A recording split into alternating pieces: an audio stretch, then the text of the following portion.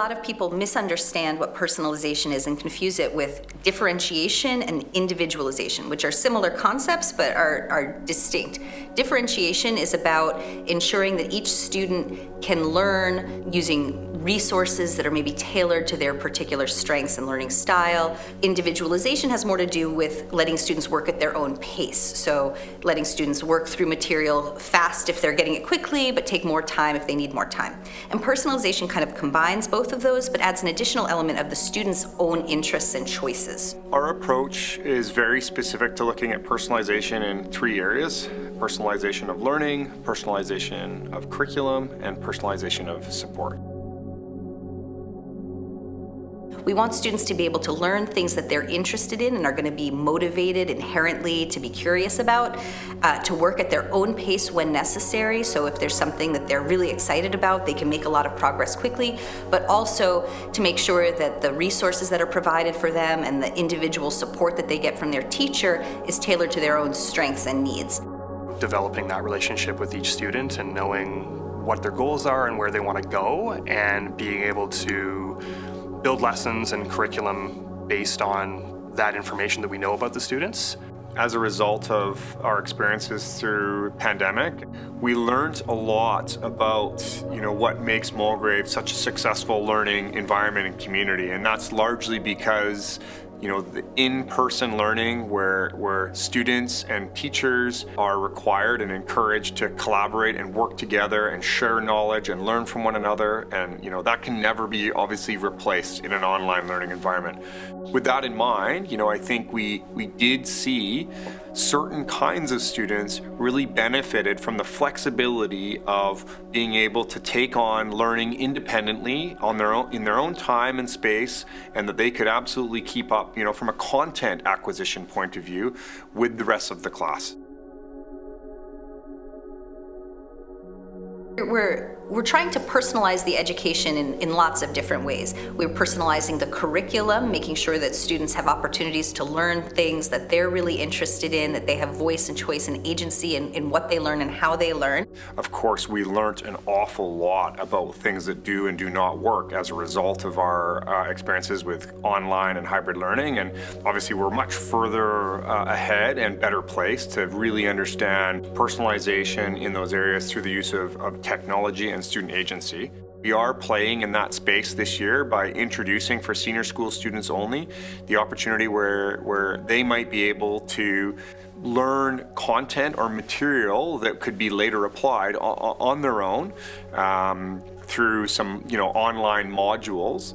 The ability for students to explore things that they're interested in, to experiment, to try new things is definitely going to be supported by our new makerspace in the junior school, which is an art studio, as well as having areas for students to do different kinds of design projects, to investigate how they can use technology to make new things. And I think for a lot of our students, their interests are creative and expressive, and it'll give them new opportunities to explore things that they're interested in. We'll know that at a middle school level, we've introduced some elective opportunities. At the DP level, obviously increasing course choice options for students in the diploma program for that choice of curriculum flexibility.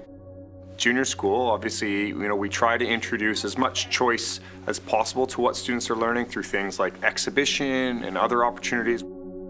I think another area that we're pretty far along the track of is the way in which technology can use to provide baseline information about student progress in core skill areas. So if you think about, reading, writing, or numeracy skills, the use of benchmark assessment tools that students can take that provide teachers some really important information about where the child is at in their learning journey.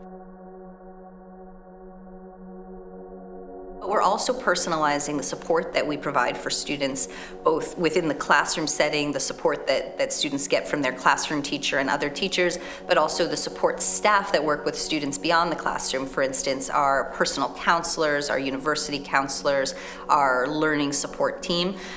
So we've expanded our learning support team.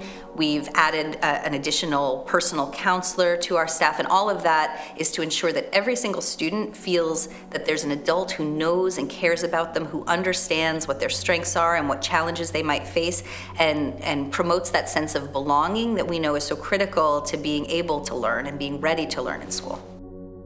As part of our strategic action plan for this year, we've introduced peer-to-peer mentoring.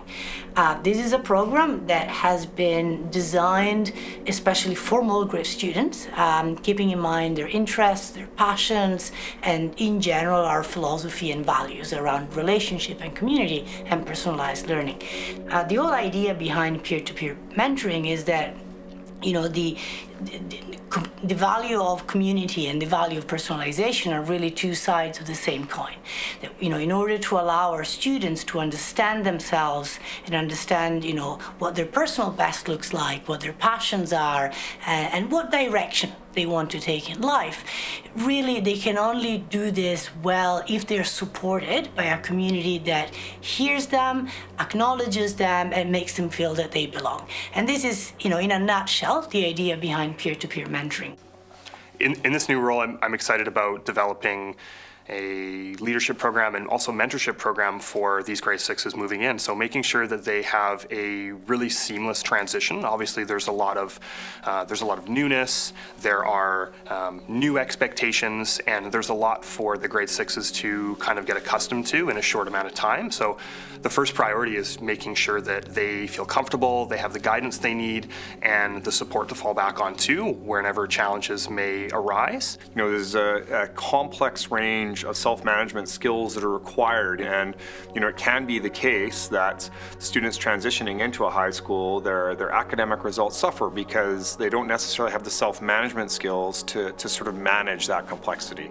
They are now floating to different classes instead of their homeroom teacher, that kind of being their base camp where they're staying, and specialist teachers would kind of rotate, but now it's giving them a little more independence. So they, with that independence comes a little more responsibility and, expectations of more maturity and being more on top of time management. And it really works in parallel with the other programs that we offer.